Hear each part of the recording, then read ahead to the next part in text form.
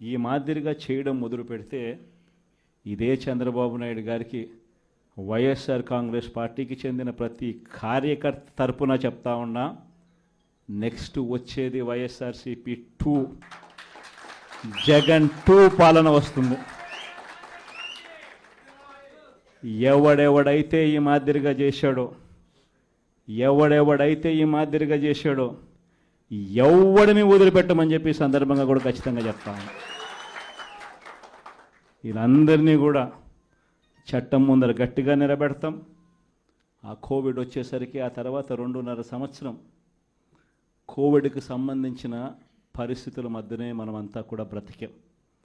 అందుకే పాలనలో ప్రతి అడుగు, ప్రతి నిమిషం, ప్రతి విషయం ఆ కోవిడ్ సమస్యలను ప్రజలకు ఎలా తోడుగా ఉండాలి అనే విధంగానే ప్రతి అడుగు పడుతూ వచ్చింది. కాబట్టి కార్యకర్తలకు బహుశా చేయగలిగినంత నేను చేయలేకపోయాను అని చెప్పి సందర్భంగా ఖచ్చితంగా ఒప్పుకోవాల్సింది. కానీ ఈసారి మాత్రం జగన్ 2లో ప్రతి కార్యకర్తకు అండగా తోడుగా ఖచ్చితంగా ఉంటాను అని కూడా ఈ సందర్భంగా చెప్తాను.